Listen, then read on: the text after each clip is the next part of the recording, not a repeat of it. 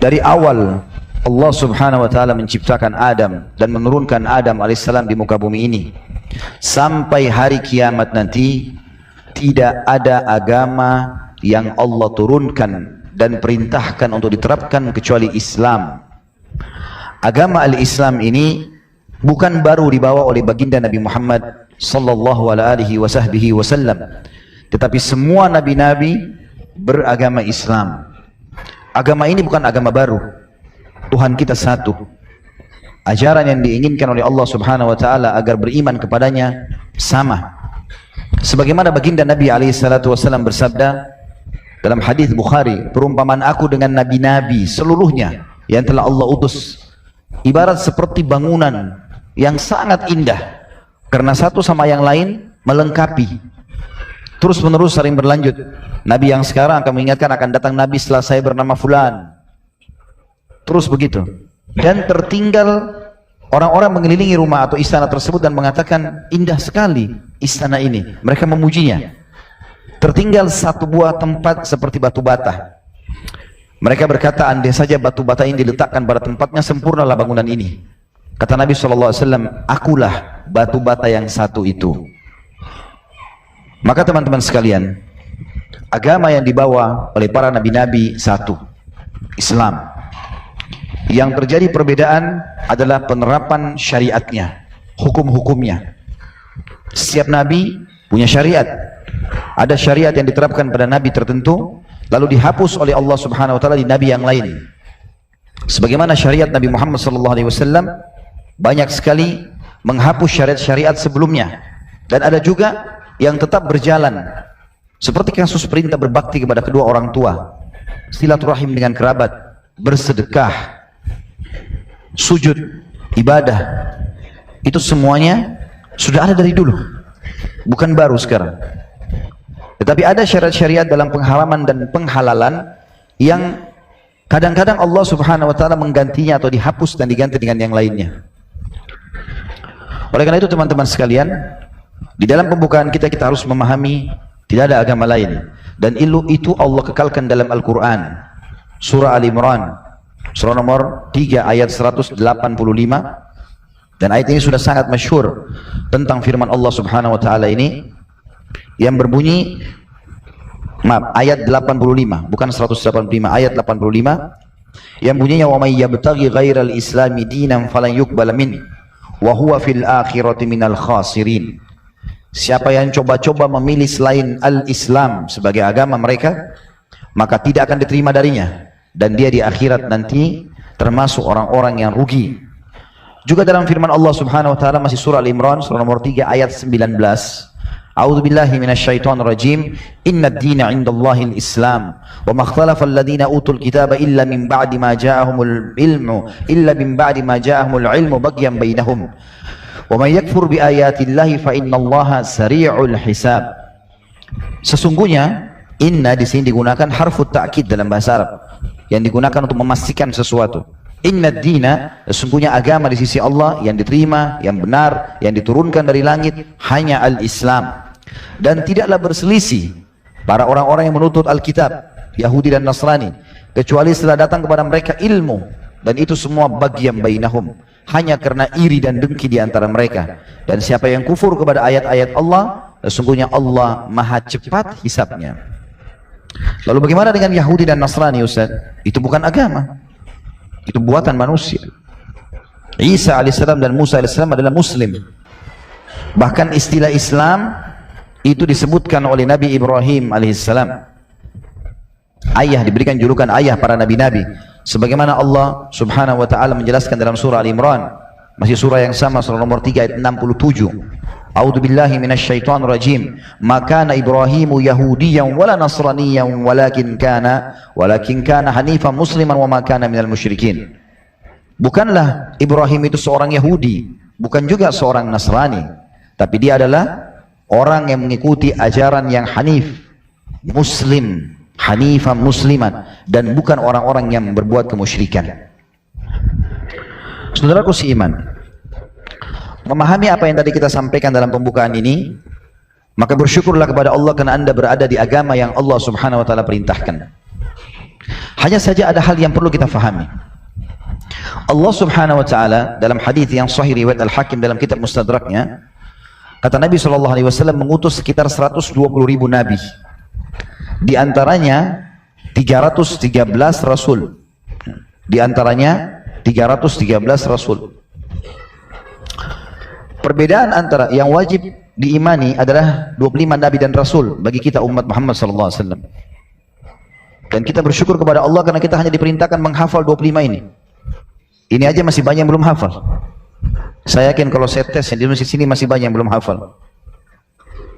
Bahkan pernah ditanya dalam banyak majelis, coba sebutkan nama nabi-nabi. Ada banyak yang menyebutkan nama sahabat sebagai nama nabi. Padahal Allah cuma suruh kita menghafal dan mengetahui 25 nabi dan rasul. Masih banyak yang belum kita tahu. 120.000 jumlahnya. Tapi yang ingin saya titik beratkan teman-teman sekalian, perbedaan antara nabi sama rasul. Kenapa nabi banyak, rasul sedikit? Dari 120.000 nabi hanya 313 rasul. Sedikit sekali. 120.000 dikurangi 313. Jadi sangat sedikit yang berkurang. Maka ulama merincikan mengatakan kalau nabi adalah seseorang yang Allah utus membawa, seseorang yang Allah utus mengingatkan kaumnya apa yang disampaikan oleh nabi dan rasul sebelumnya tanpa membawa syariat baru. Itu nabi.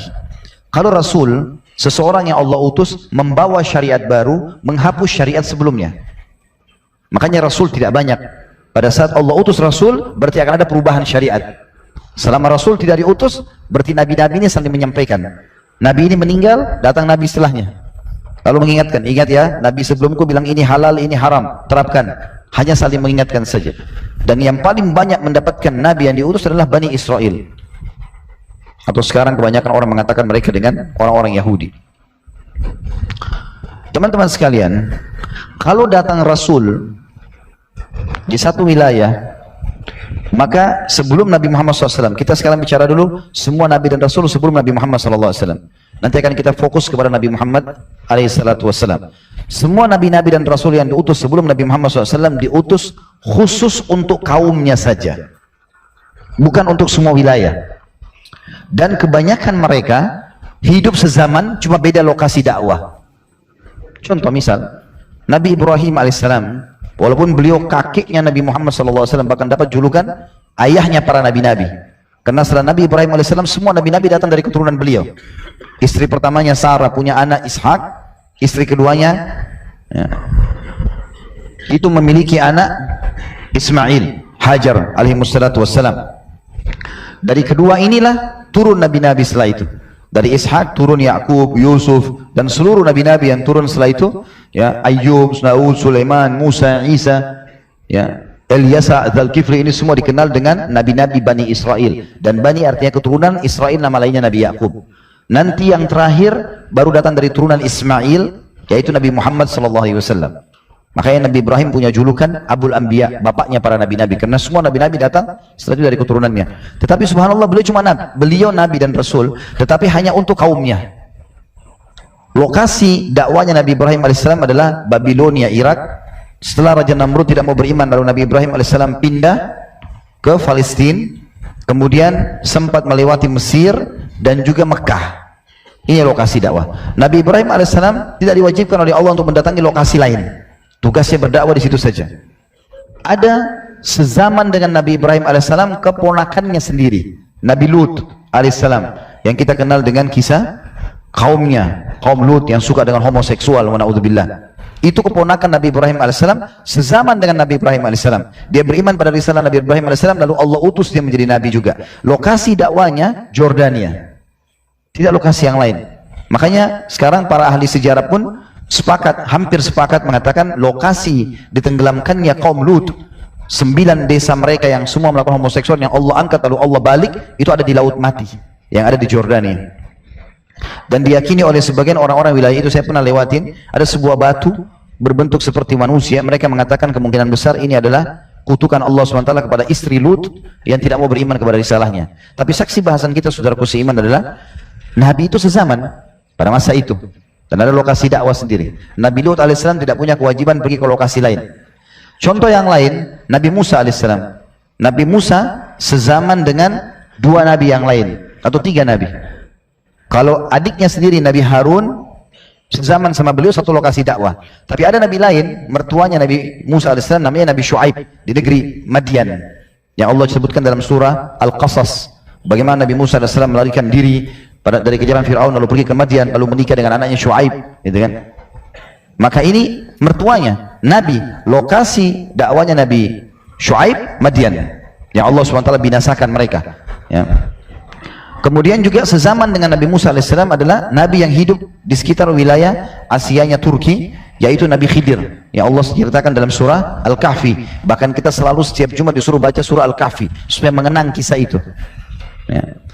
Maka ini nabi-nabi yang hidup sezaman, tapi beda lokasi dakwah. Begitu juga dengan Isa AS, sezaman sama sepupunya sendiri, Nabi Yahya, pamannya Nabi Zakaria. Itu satu lokasi dakwah, umumnya di Palestina. Semua nabi-nabi ini diutus oleh Allah SWT di masa mereka, di lokasi dakwah mereka. Kalau datang seorang Rasul di satu lokasi, maka sebelum Nabi Muhammad SAW, maka syariat yang ada di lokasi dakwanya dia dihapus oleh Rasul tersebut. Dan bisa jadi satu zaman Rasul bersama-sama sebelum Nabi Muhammad SAW diutus. Jelas sampai sini? Allahu a'lam. Cuma 3 orang yang ngangguk-ngangguk. Jelas nggak? Baik. Tapi kalau Nabi Muhammad SAW berbeda, saudaraku seiman. Nabi Muhammad SAW satu-satunya Nabi plus Rasul yang diutus untuk seluruh alam semesta. Makanya Nabi SAW bersabda dalam sebuah hadis yang sahih, semua nabi-nabi sebelumku diutus khusus untuk kaumnya, aku diutus untuk seluruh alam semesta. Agama satu, Islam. Tapi nabi-nabi ini diutus oleh Allah SWT di lokasi masing-masing sebelum Nabi Muhammad SAW. Dan mereka tidak punya kewajiban mendatangi lokasi-lokasi yang lain. Bahkan kadang-kadang berdekatan. Kayak tadi saya Nabi Ibrahim AS di Palestina, ponakannya di Jordania. Jadi seperti Jakarta sama Surabaya. Ada nabi-nabinya. Nah, oleh karena itu syariat yang dibawa oleh Nabi Muhammad SAW dalam agama Islam ini adalah syariat yang paling sempurna. Karena tidak ada lagi nabi dan rasul sebelumnya. Beliau bersabda alaihissalam, akan datang setelahku 50 dajjal pendusta, mengaku sebagai nabi semuanya. Ketahuilah aku adalah penutup para nabi dan rasul, dan tidak ada nabi lagi setelah beliau alaihissalam. Dan Allah SWT mengatakan, walakin Rasulullah wa khataman nabiyyin, bahwasanya Nabi Muhammad SAW adalah penutup para nabi, ya. Utusan Allah dan penutup para nabi. Oleh karena itu teman-teman sekalian, kita umat Muhammad SAW yang mengemban amanah Islam, yang syariatnya sudah tidak akan berubah lagi sampai hari kiamat ini, beda dengan yang dibawa oleh nabi-nabi sebelum kita, masih bisa dihapus oleh Rasul yang datang setelahnya. Ini kita punya kewajiban untuk mengemban amanah ini, menyebarkan ke seluruh muka bumi.